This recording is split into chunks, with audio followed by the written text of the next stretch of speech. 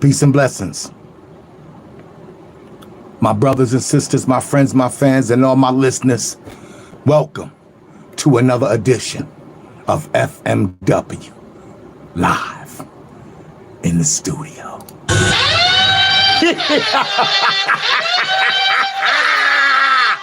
Woo! It's the funk, baby! Kill it, kill that noise! Kill it! You bet to kill it! Kill it! FMW, we live! This is the Wednesday night special edition. You know how it goes down. We live on YouTube.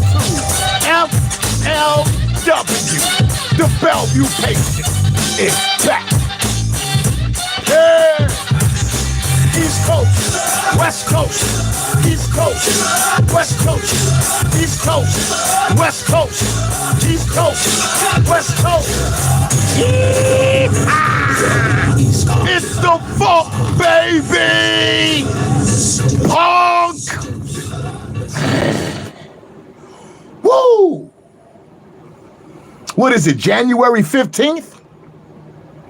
January 15th, 2025. According to the calendar we live by. Let's just rock out with it. Let's just act like we don't know what's going on. Peace and blessings, my brothers and sisters, my friends, my fans, and all my listeners. Welcome to another edition of FMW Live in the Studio. This is the conversation music station. Say what you like, but be who the hell you are. Woo! Privileged we are, and all praises due to the privilege of the Most High. From thee we come, to thee we shall return. How y'all doing out there, brothers and sisters? My friends, my fans, and all my listeners. Listen, I keep on trying to get away from this topic. Yeah, I keep on trying to get away from this topic about Fat Joe. But every day is some new stuff coming out on this brother. He done either said something out his big mouth, he done told another damn lie, or he done exaggerated another situation. Now listen, I know Joe personally, okay? We both lived in 1000 Trinity Avenue. Let me make that clear. Me and Fat Joe both lived at 1000 Trinity Avenue, Forest Projects. I lived on the 7th floor. He lived on the 5th. I believe it was the 5th floor. I know his family, his mother, his brother, rest in peace, his sister. He knows my family. Me and Joe got a personal relationship. And tonight, I'm going to tell you about the time that Joe claimed close to crossing the line with the funk. I don't like to talk about these type of things, but when brothers put themselves up on pedestals and proclaim to be this big, giant killer masquerading around as a tough guy, I don't know Joe for that. I never had to let the gorilla out the cage on him because he never gave me a reason, even though he claimed this close to shaking hands with the gorilla up close. And I'm going to tell y'all about that. I'm going to tell y'all about that story. But I do have a question I'd like to go into before I go into all of that. Did Fat Joe's ignorance, did it help unite the Black and Latino? Did Fat Joe's stupidity and ignorance, did it wake up the awareness of Black and Latinos in hip hop, in the culture, in the streets, in New York, in the boogie down? Has anybody become more enlightened to the truth? These are the ones we concerned with. Because recently, old Sloppy Joe has made a lot of controversial, a lot of radical statements. And these statements have created a very serious discussion in hip hop.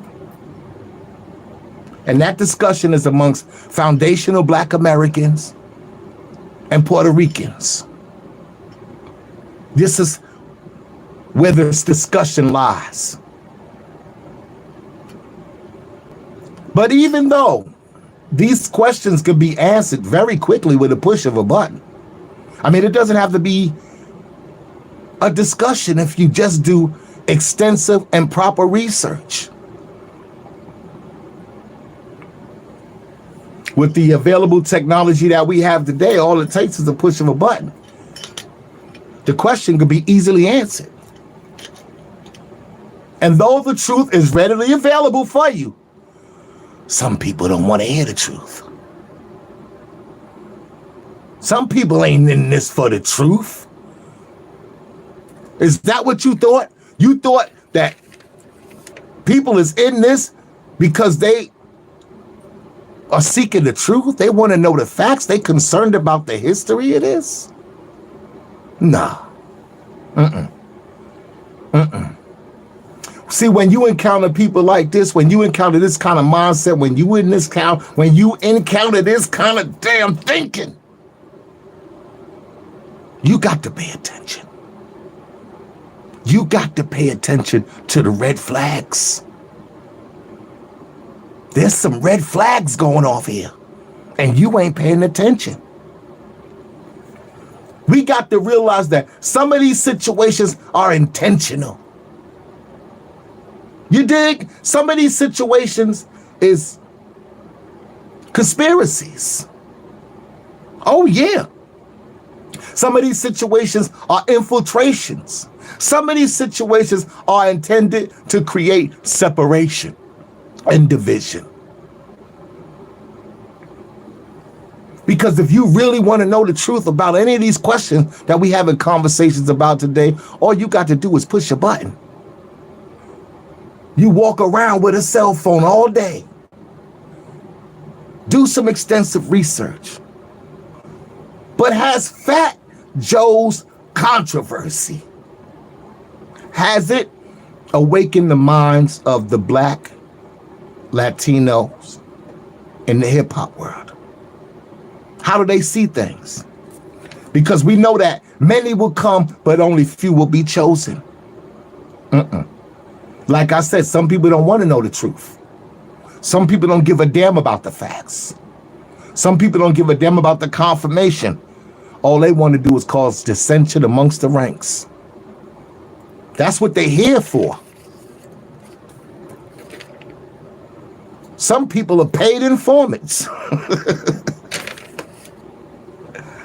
Some people are just hired to disrupt the peace, to start some more BS, to say something ridiculous out of their mouth, just to spark the fire, to ignite the fires of separation. That's what I like to say. They just want to ignite the fires of separation and stir up a whole bunch of controversy.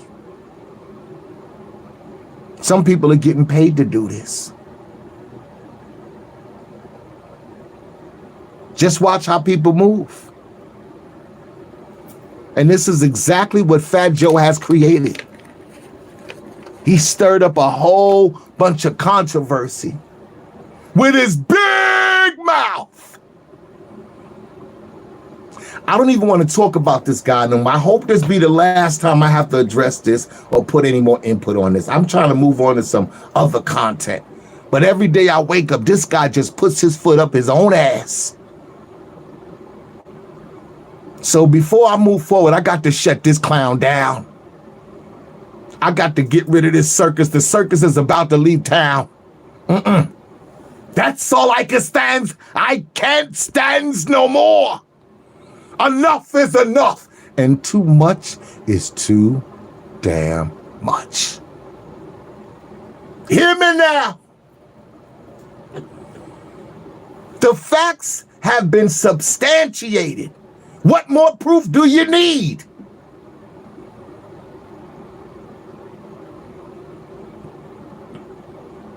Not only have we had confirmation from the founding fathers,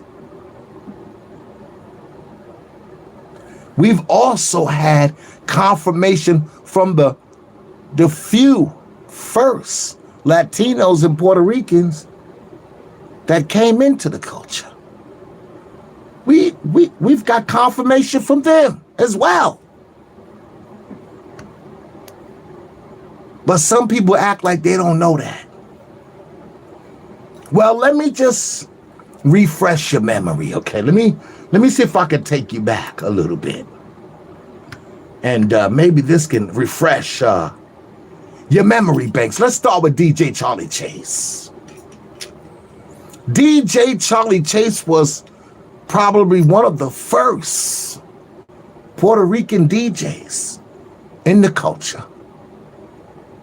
DJ Charlie Chase is legendary and known for being the DJ of the Cold Crush Brothers. Now, I know you might say, that's Grandmaster Caz. I know he was the DJ for one of hip-hop's biggest frauds. He was the DJ for one of hip-hop's MCs with the biggest mouth. But we're not here to talk about that right now.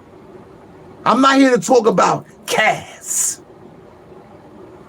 I'm here to talk about DJ Charlie Chase and his contributions to hip-hop. Now, DJ Charlie Chase says that he learned how to DJ by watching Grandmaster Flash. What we gonna do right about now, we gonna roll the audio. In the Bronx. I can do this, and I saw what he was doing, and I'm like, I know I could do this, So I went back and I started practicing and trying to get it and I'm gonna find what you were seeing doing? What I was seeing, Flash. They tell you, listen, they tell you the Latinos created hip hop. That's not true. No, absolutely right. Were we there to help develop it in the evolution? Yeah. Absolutely. Nobody's not that away from that. You can deny it as much as you want, but back in the Bronx, as much as people talk shit, Latinos and the black community were like this. Yes. Yo, that was deep. DJ Charlie Chase confirmed that hip-hop was created by foundational black Americans and that Latinos helped in contributing to its growth and development. That was DJ Charlie Chase speaking. I know the sound may have been a little kind of muffled, but I think y'all got the gist of the picture. If not, you can look that up yourself. DJ Charlie Chase confirms that Puerto Ricans did not create hip hop.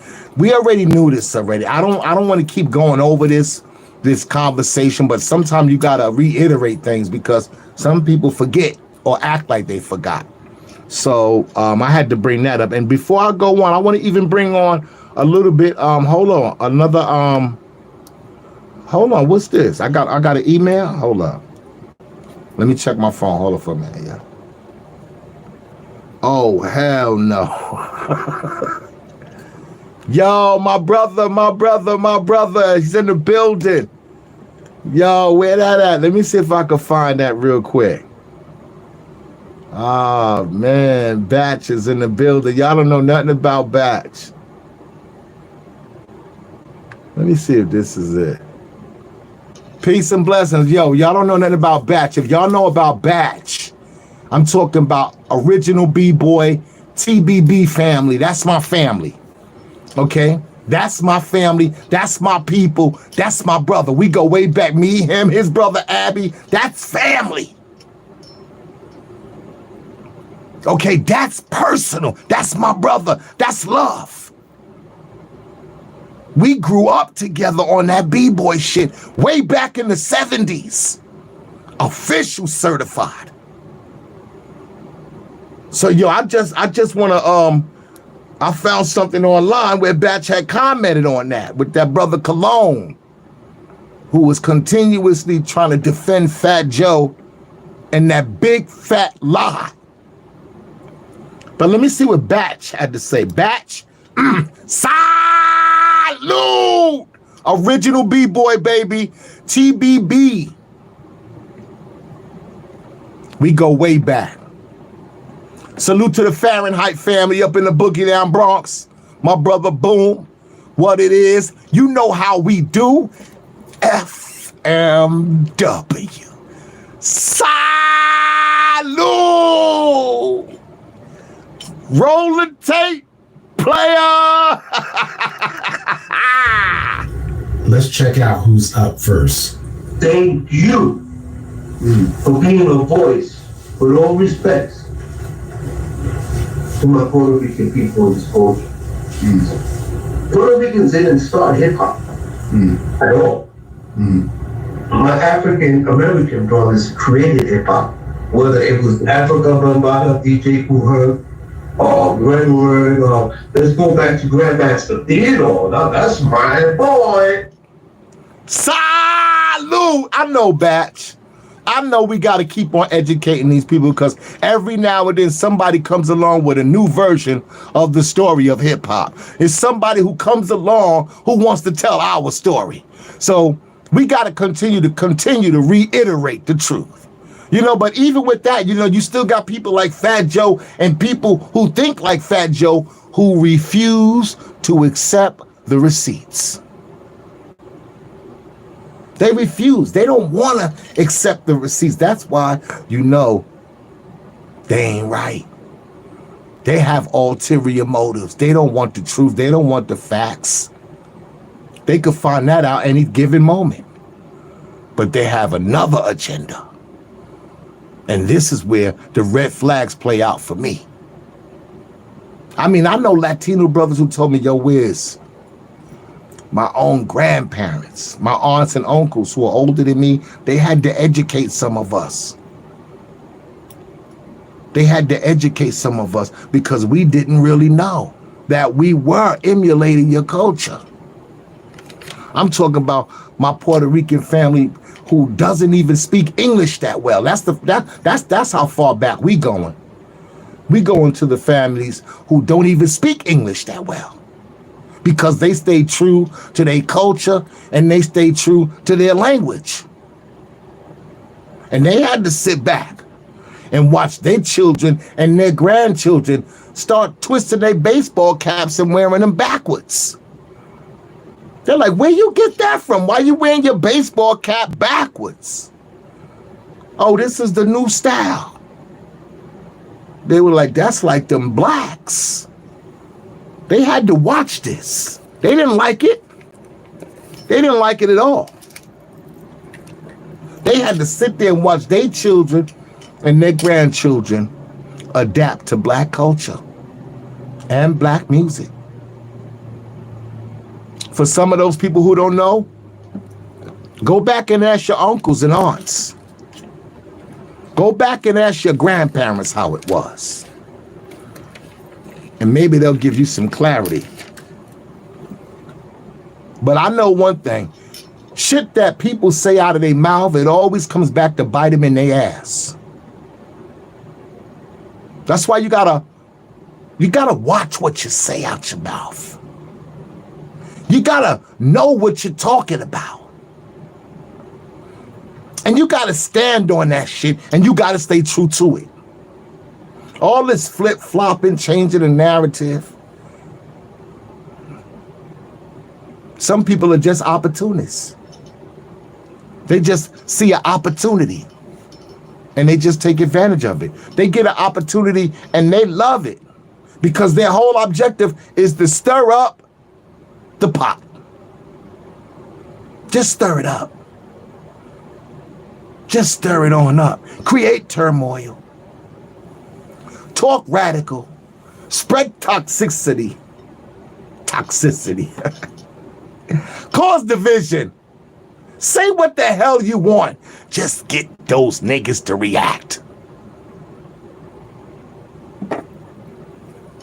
Be a distraction.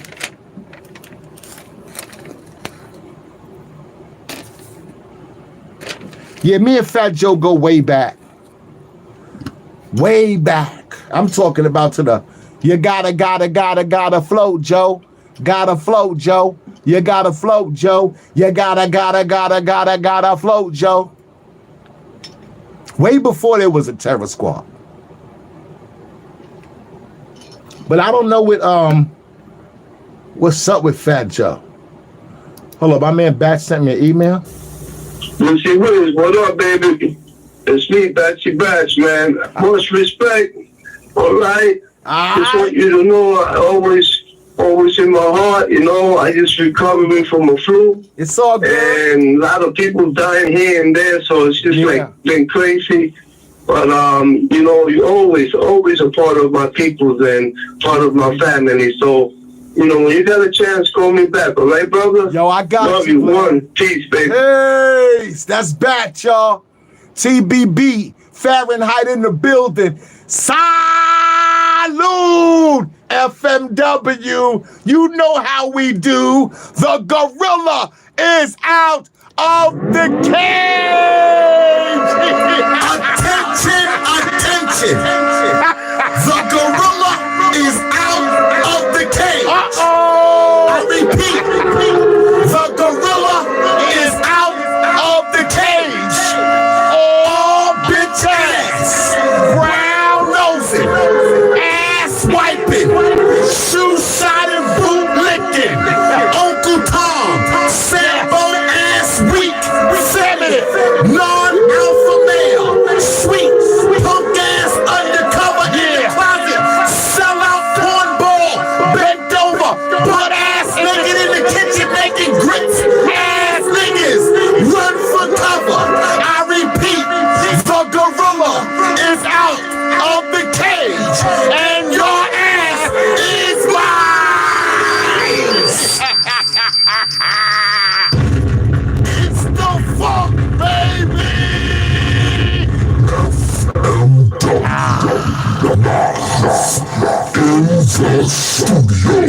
Stop hating, punk.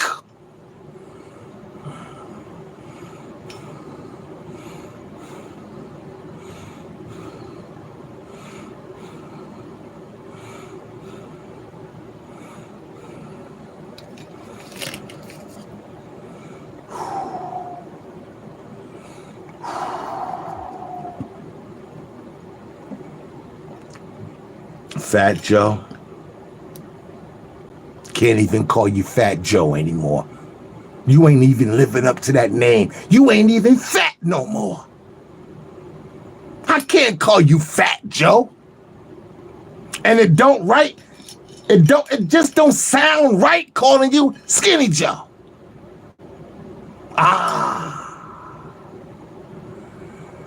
Sloppy Joe. Sloppy Joe. That's it. Got him. Got him. Sloppy Joe. Yes. That's his new name. Certified. Certified. Brother, certified sloppy. Oh, yes. Yes. Can't call him fat. Can't call him skinny. But you damn sure can call him Sloppy Joe. Sloppy Joe's always got something to say out of his damn mouth. But he don't ever stand on shit. He don't ever stand on shit. And the shit that he does stand on, it starts sinking like quicksand. Make up your mind. I got some audio here where Fat Joe is saying that Latinos is black. Let's listen to that.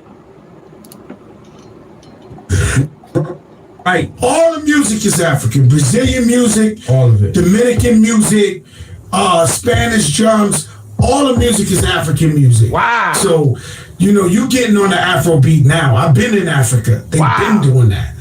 You know what I'm saying? Like, you know what I mean? It ain't new. All the music is African. You know what I'm saying? But you're right. Like, you know what I'm saying? Even in Puerto Rico, when you go to Caribbean, like, let's speak about Latinos not being black. Latinos are black. In Cuba at one time, there was 8 million Cubans. 5 million, unfortunately, were slaves. 3 million were actual Cubans. And they integrated and had babies. Same thing with Puerto Rico when you go to Loíza, and when you talk about Santeria, that came from the motherland, Africa. You know, sometimes Latinos might even identify themselves with African and black culture more than black people. This ain't no crazy thing. Fat Joe ain't no crack. He know what he's talking about. Hard to tell. You know what I'm saying? No, I'm telling you the truth. No, you're not. Heritage also too, because you know, mainland American slavery is different than Caribbean plantation slavery, because culture was able to stay intact. When you got to mainland America, they was killing black folks for trying to celebrate their spirituality and stripped all of that. So when you get to the Caribbean and you see that connection back to Africa, very strong in the people. It's very strong in the people. When you go to Cuba too, when they break down some of the santos, they'll also tell you this is the real names of the santos and this is the name we use when we were trying to hide it to protect. That's the illest story. So when David O and them cats come over from Africa and I start telling them about Europe, because they're Yoruba. They're Yoruba from the original tribe in Africa. And I'm like, yo, you know, when you go to Brazil, and they're like, what are you talking about? I'm like, you don't know that Yoruban culture exists in the islands? They don't even know that it's still maintained. Brazil, that fabric, yo, trip on this. It's from Portuguese. Yo. So the Portuguese colonized Brazil. Yeah. So that's why you got Brazil is pretty much Africa. Yeah. And they speak Portuguese. And the same thing in Angola. But I'm telling you, they don't even know that was maintained. That's not commonly shared. That between Yoruban people in Africa, that in the Caribbean and the colonies of America, that stayed intact. It blows their mind. Yeah, it's ill, man, and they celebrate it to the fullest, man. They celebrate it out there like crazy. But yeah, I get it. Okay, now that you got it, stand on it. You just got through saying all the music is African. All the Dominican music, all the Brazilian music, all the Spanish music, the drum and all that, it all came from Africa. Stand on that. Fat Joe said Latinos are black. Stand on that. Fat Joe said that Santeria started in Africa. Stand on it. Dag on it.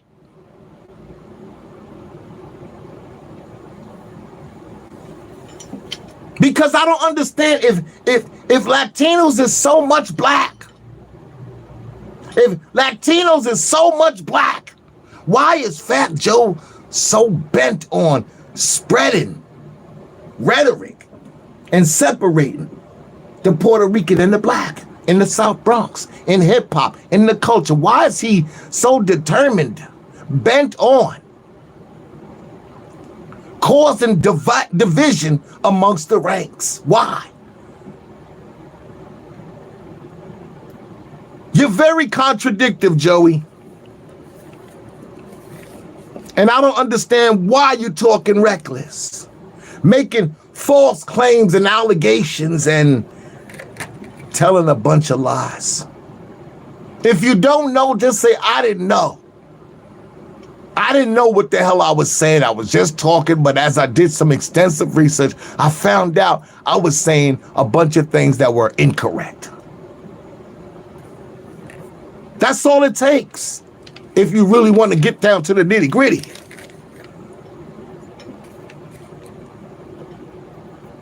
But I don't know what to say about old Joey. I don't know why this conversation is still lingering on. I don't know why he's beating a dead horse. That's what it seems like to me. But I got some more audio here, and this is funny because I don't know what to make out of this. You know, Joey says a lot of things in this thing. He says that they were Latinos who wanted to hear some real nigga shit.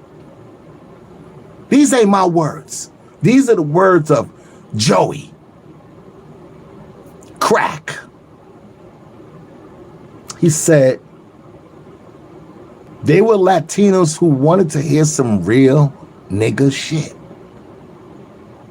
Let's listen to this audio, and y'all give me your feedback on what you think from what you hear. Roll the clip, man. As far as Latinos and hip hop, when I came in, I tell everybody I was the first Eminem.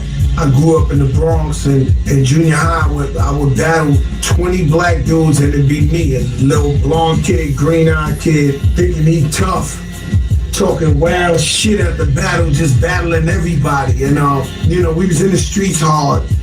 I was like one of the most respected, feared gangster niggas in the streets. I knew that Latinos had a little bit more to say than Rico Suave or Mellow Mayonnaise, God bless them.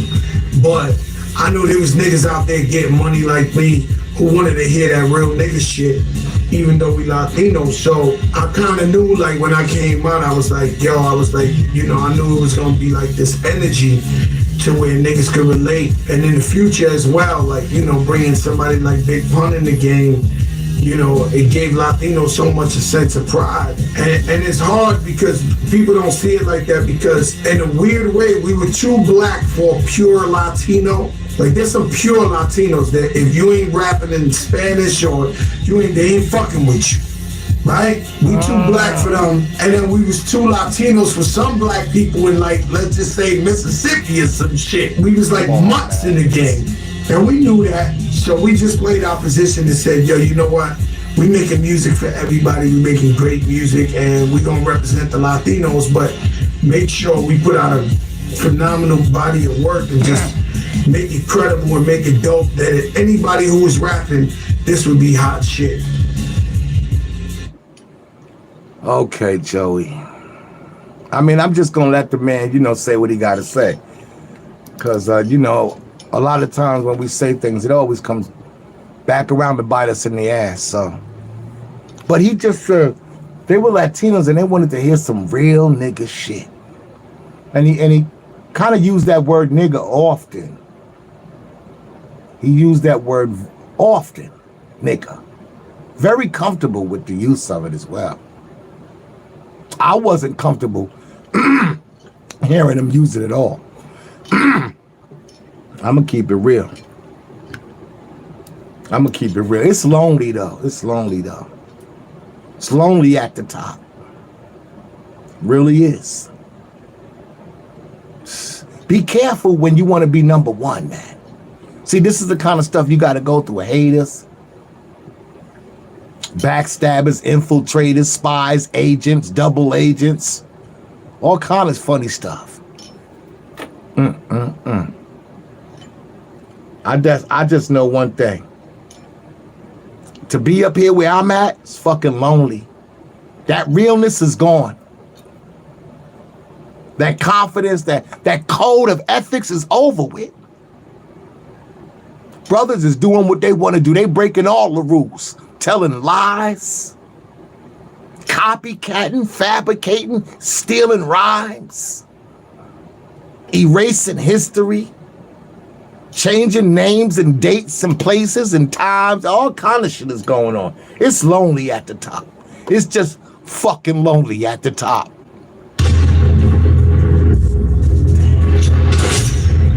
Welcome to my world of music.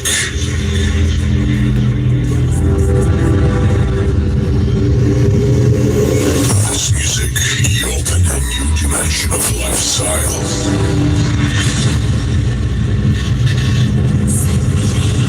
It's the best music in the world. Follow me and let yourself be enchanted with beats and basses from my world. Are you ready? Are you ready? 5, 4, 3, 2, 1. Oh, hell no! Please welcome. Woo! Live on stage. It's the most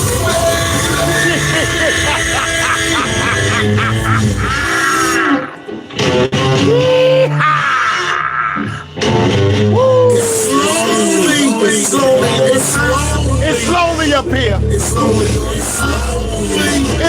lonely place. Being on top.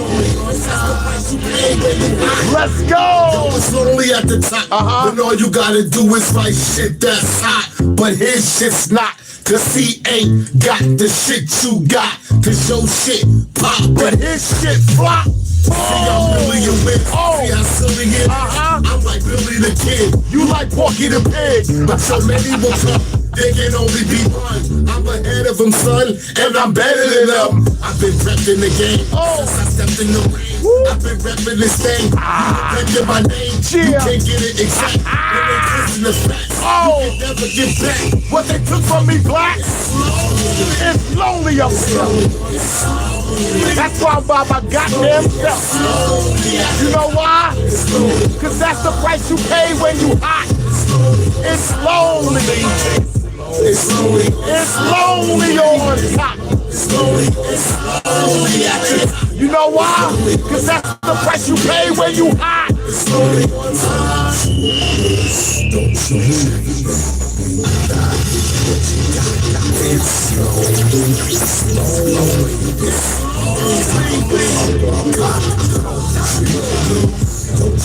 Everything you got. It's lonely. Lonely. What? Lonely.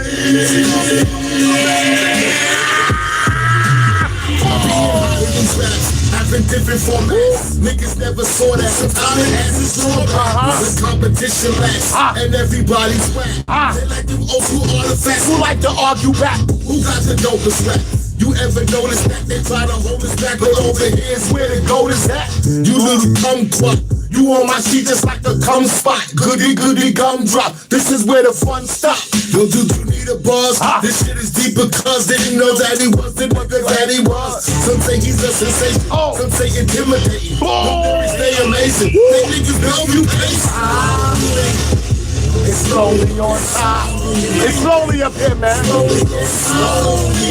Hey, yo, you know why? That's the price you pay when you hot. It's lonely. It's lonely. It's lonely. It's lonely at the top. But that's the price you pay when you hot. It's lonely.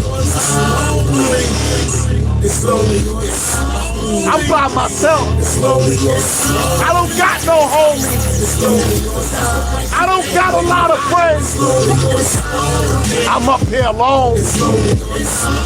Yeah, I'm up here by myself. It's lonely at the top, cause that's the price you pay when you hot.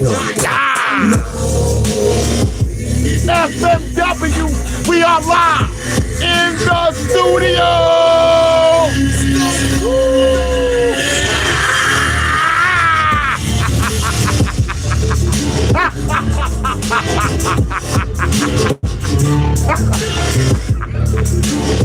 It's the funk, baby! Cheers! It's lonely.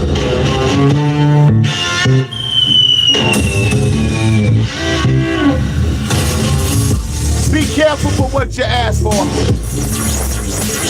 It's hard being number one. Woo. It's lonely at the top. FMW, we live in the studio.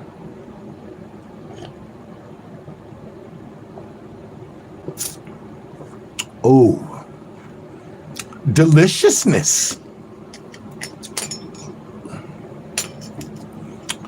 Okay, excuse me. I'm about to wrap this up in a minute. But like I told you, Joe came this close. Oh yeah. That close to shaking hands with the gorilla. I'm gonna tell you all about it, and I gotta get out of here then after that. Fat Joe and I lived in the same building, 1000 Trinity Avenue. 1000 Trinity Avenue. Me and Joe lived there. I lived on the 7th floor. I believe he lived on the 5th floor, if I'm not mistaken. I had just came home from Attica Correctional Facility. I was paroled to my mother's house. 1000 Trinity Avenue, apartment 7D. That was around 91, 92, I believe, something like that, if I'm not mistaken. Well, anyway, at that time, Flo Joe was out. Oh, Joey Crack had a song called Flo Joe. You gotta flow, Joe. You gotta flow, Joe. Well, you know what? You know the words to it. That was out. And, we would always, every now and then run into each other coming in or out of the building. He knew who I was. I was a legend. I was an OG, but, he wasn't really trying to, get too friendly with me and nothing like that. So I noticed that very quickly. So I just kept it moving. But one day I tracked him off in the elevator because I wanted to see where his flow was at. I wanted to see, what he was working with. I wanted to see where his boss was at. So I happened to be coming in the building at the same time that he was coming to the building. I was like, got him! Got him! He got to get in the elevator with me now. Now you can't run, you can't hide, you can't duck. Now I'm gonna put the pressure on you. So what I did, I started banging on the elevator wall. And I, rhyming while I'm banging, raising my tracks. I'm so amazing like that. I'm raising the gap. I'm just spitting some bars and, I'm banging on the thing I stopped because, now that I done did what I did, I want to see you join in, Joe. I want to see what you got now. I want to see what you gonna say. I want to see where you at with it. Let's get familiar. You in my culture now. You want to spit bars, you want to spit rhymes, you want to be an MC? That's what I do. Now show me a little bit, tell me a little bit about you. When I finished banging, I expected him to, drop something for me. Drop anything for me. This brother dapped me up and got the fuck out of the elevator, quick, fast, and in a hurry. I was like, what the hell? What the I didn't know how to take that shit first. I didn't know how to take that shit. I was like, yo, what the fuck, yo? Nigga, I'm the funk, nigga. I'm banging this shit. I'm spitting. Nigga, what you got? I want to hear your shit. You in hip hop now. You want to come fucking around over here? That's what I do. Let me hear what you got. But he just dapped me up and said, and just walked off the elevator and I was like, oh, hell no. Oh, hell no.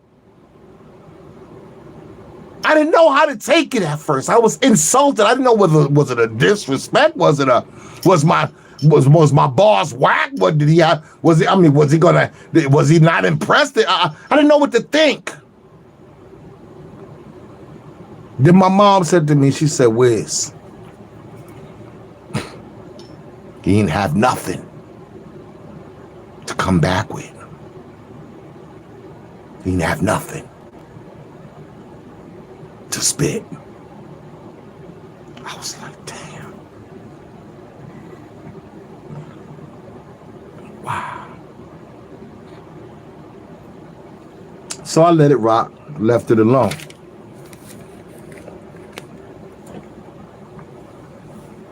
Now, I lived in apartment 7D.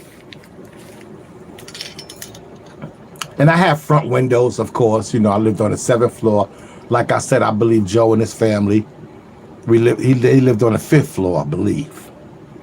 I knew his mom's beautiful woman. She always used to be outside sitting on the bench, always gave her love, went up, gave her hugs, and she knew exactly who I was, his sister. And his brother, Money Man, I believe they used to call him Money Man. Rest in peace. I believe his brother's not with us today. And I send my condolences to his brother if that information is accurate. And if not, I apologize. That's what I was told. I just got a text right in. So, yeah, rest in peace to your brother, man, if that information is accurate. We used to call him Money Man. Yeah, and he knew my mom's. He knew my mom's man. You know, my mom's boyfriend. I'm not gonna say stepdad and step pops. No, just my mom's man. Okay, but he didn't know my brother. He didn't know my brother. And I lived in 7D. Like I said, I had front windows, so I could see basically what was going on outside in the front. People coming in the building or who was hanging out in the building and shit like that. And so I had seen my brother one day coming inside the building, and it was about 7 or 8 of Fat Joe and his clique. They was all standing in front of the building, you know, just chilling out, popping shit, you know, laughing, joking, doing what they was doing. I was sitting out the window just watching. Then my brother gets out of the cab. Now my brother is gay. Rest in peace. My brother was gay. Rest in peace. I mean, fully. I mean, my brother was straight up full-fledged. This is way before the LGBTQ. This is way before the LGBTQ. So, like I said, my brother was gay to the point where he dressed up like a woman. He dressed up like a woman, fully loaded. Now, of course, inside, I'm going to keep it a G. I was always embarrassed about this. I mean, I had a reputation in the streets. You understand what I'm saying? So this kind of put a wedge between me and my brother because I definitely wasn't with that lifestyle. And I couldn't understand where it came from. But as I grew old and became a man and he passed on and transitioned, and rest in peace to you, brother, I found out a lot of things that I hadn't known. So rest in peace to my brother Raymond. He used to go by the name of Raina. So let me get back to the story. He's coming in the building. Fat Joe and his goons, they outside, they mocking him, they laughing, they disrespected him. Now I'm watching this from the window. And I'm like, yo, I know why they doing it, but the fact of the matter is I still love my brother. I still loved him. And so, you know, I felt obligated to find out what was going on. And when he came in the apartment, I asked him, yo, what was going on? What happened with all that? You know, he's like, yo, man, you know, they was chumping me. You know, shit like that, pressing up on me and shit. I felt obligated just to straighten that shit out. You know, I wasn't going to look for no trouble or nothing like that. And I wasn't going to approach the shit, you know, with a negative energy, but I definitely was going to approach it. So what I did, I grabbed the heat, of course, you know, never leave home without it. But I wasn't a flashy guy. And I wasn't trying to intimidate nobody or nothing like that. I was just being prepared. You know, your brother's out there with his crew, his clique, this terror squad, they outside, they rah. This is, you know, it's stomping ground. He's feeling very comfortable. Let me just, update him. So I go downstairs, boom, they outside, blah. Me and Joe, we step inside. Let me chop it up with you for a minute, Joe. Come to the side, yo, what's going on? We greet each other like we normally do with respect, like men. Because that's one thing about me, I'm a man. So I'm not going to approach a situation, especially a delicate situation, with no bad intentions and with no disrespect. I'm just here to make understanding understood. And so that's what I did. I said, yo, Joe, you know that brother that just came in the building? He was like, nah, he was acting like, you know, kind of forgetful, like, you know, like he don't remember what happened. I said, yo, the gay guy, the chump, you know, that just came up in the building. He said, oh, yeah, I saw him. I said, yo, that's my brother. He leaned back like, what? I said, yeah, that's my brother. That's my family.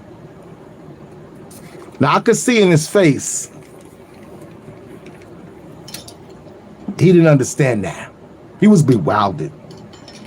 He was caught off guard because he knew I was the Funkmaster Wiz, the Bellevue patient, the wild and crazy guy, and he didn't see the connection. Then I was up in his face telling that guy that y'all was just disrespecting, laughing, and, you know, punking. That's my brother. But he didn't see the connection because I was the funk and my brother was, you know, gay.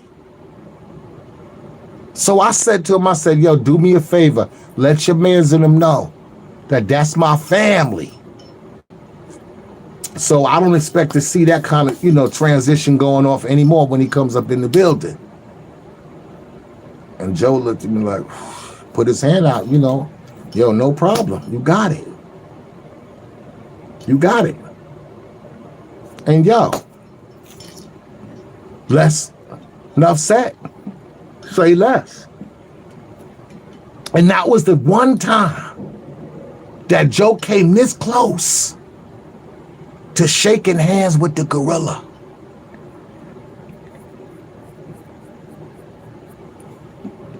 Yeah, I remember that very, very clearly. And if you ask Joe about it, I'm sure he'll remember it too. But I can't say he won't cap on it. But if I'm standing right there, he probably won't cap because he can't cap. But I'm just glad that I approached the situation like a man. That's my whole thing. I wasn't trying to, act like I was some big shot and go out there and, shoot up the block. I'm sure they had their heat. I'm sure it would have got very, very ugly. That wasn't my intention to beef or none of that. My intention was just to establish the respect and the consideration to know that that's my family. And regardless of his lifestyle, that's my brother. So when he comes up in the building, man, tell your homies, man, leave that alone. It's all good. He's all good. He's all good. Okay? So yeah, man, I'm glad that nothing popped off from Fat Joe and the Bellevue patient, because I definitely had the gorilla definitely was about to come out the cage if he had to. But Joe, he didn't show no aggression or no disrespect at all. He accommodated my wishes and my expectations, and it was no problem. And I salute him on that. I salute him on that. But that's just how close old Joey came to shaking hands with the gorilla.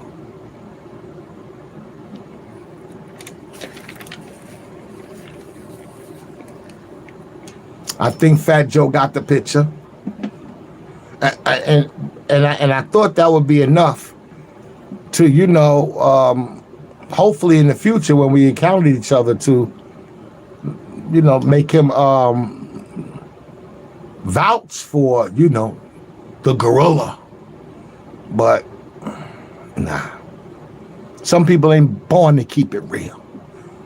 Some people ain't born to keep it real. They just can't, no matter what. So, when my shit popped off with Grandmaster Caz and how I was coming for his head and calling him out, disrespecting his legacy, calling him a coward and all kind of disrespectful things, and he never came and showed his face, and Fat Joe and them just sat up there and supported him and let them rock out on his platform and windows of hip hop, and they just kept letting this bozo eat off the culture. I thought Joe was gonna be like, hold up, I know Funk, man. Me and him lived in the same building. Yo, Caz, y'all both legends. Why don't you, holler back at your boy? He didn't do none of that. He just act like I was irrelevant, like I didn't exist. Like, who is this masked man? That's how I felt. So now I guess, the shit rolls downhill. And now the shoe is on the other foot. So, I'm ready to go. I keep the pen to the paper. I'm still looking for Grandmaster Caz. And if Fat Joe wants to get, a piece of the pie, I'll cut him a slice. It's enough to go around. I'm not stingy. I like to share. But, yeah, that's my little tab. But I hope that this is the last time I have to address anything about Joey. Because it's really getting boring to me now. He's not going to respond either. He's not going to keep it real. He's not going to apologize. He's an informant. He's undercover. He's sent on a mission just to cause havoc and dissension amongst the race. I don't think that even that statement that he made, Latinos created 50% of hip hop, I don't even think he believes that himself. I think that all was a ploy. I think he don't believe that himself. I think he just used that to create what he has created amongst the Puerto Ricans and the blacks in the hip hop culture. Yeah, I think he's definitely a double agent. Yeah, because like I said, anybody that wants to know the truth, they could find this out. And if they researched it and found that out, that they were in error, then the normal thing would be to do is to apologize. But since we haven't gotten any apologies from Joe and we haven't gotten any, seems to be any remorse, I mean, he's still riding around with guns in the trunk in Harlem. You know, that's what last night he left off with Matt Hoffa. He said he had guns in the trunk. So I don't know what he means by that because everybody got guns. So I don't know why we talking about guns and shit like that. What about bars? You got any bars in the trunk? You got any? You got one of these in the trunk? You got a pen? You got any paper? I mean, you know, we don't need no guns. It's, nobody killed, nobody disrespect, nobody violate nobody. We talking about hip hop. This is a competitive sport, brother. This ain't got nothing to do with killing nobody. You don't need no guns in the trunk. I mean, back in the days, we used to knuckle up. You got any knuckle game in the trunk? Put the guns down. Put the fists up. Put the guns down and put the fists up. Knuckle up, man up.